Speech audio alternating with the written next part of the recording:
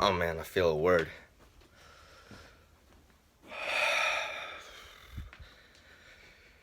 I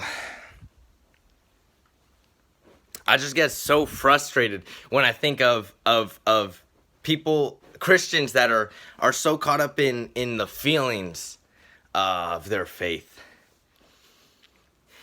Like we get so caught up in feeling God, we never get to know God. And so like we never knew God, we just knew the feeling of his presence. So when we don't feel his presence, we don't think he's with us. And we don't see I hear this thing of like, "Oh, well, you live by these convictions, but if this other person doesn't feel those convictions, this other person doesn't feel a tugging on their heart. This other person doesn't feel this or feel that, and suddenly our whole relationship with God has become based on feelings. Let me tell you what happens when your relationship is based on feelings, because there's different parts of a relationship. A relationship, first of all, is supposed to have feelings. You are supposed to feel something towards someone, but there is also a commitment that you're supposed to have with the person, an intimacy you're supposed to have with the person that is not based on feelings. If your relationship is based on feelings, you'll lose your relationship. Why? Because feelings come and go.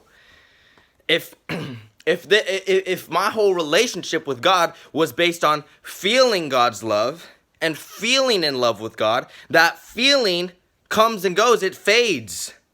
Feelings deceive us. Our emotions deceive us. And so if we base our relationship with God on our feelings, then we're going to lose a relationship with God.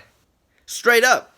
Because there's times where I feel the presence of God, where I get swept by his voice.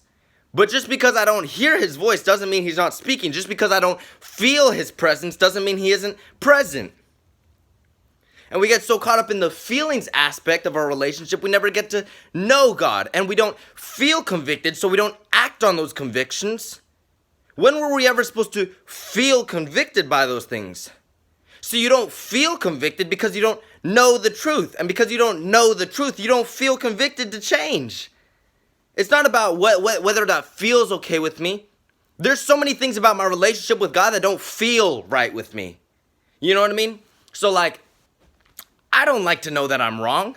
I don't like feeling like I'm making mistakes. Do I make mistakes? Yes. I hate making mistakes. But if I make mistakes and I deny that I'm making my mistakes because I hate that feeling so much, am I doing the right thing? No, I'm making a mistake by denying the fact that I make mistakes. There's supposed to be an honesty there, a conviction there.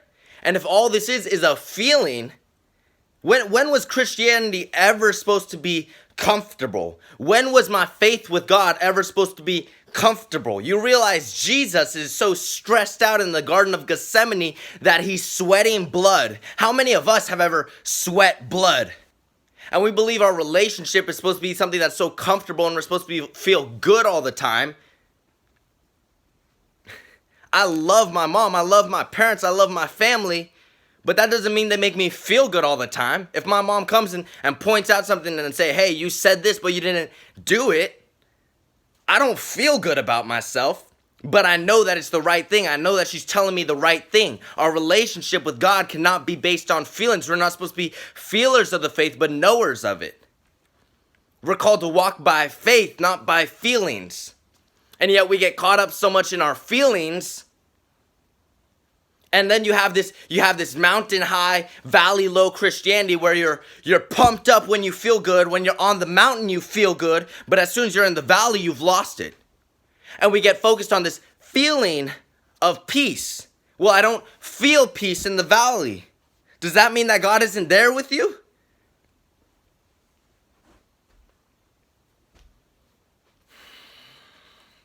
Ugh.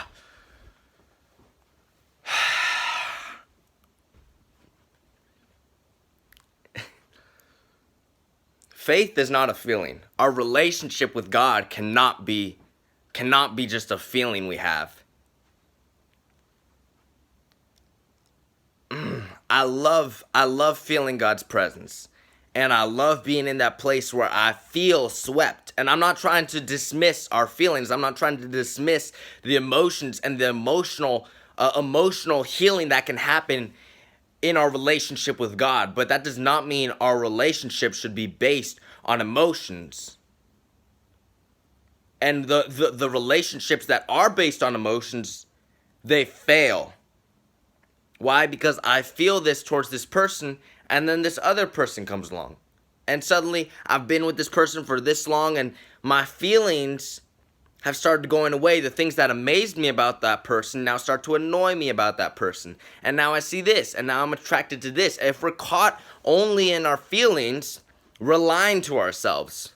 The heart is deceitful.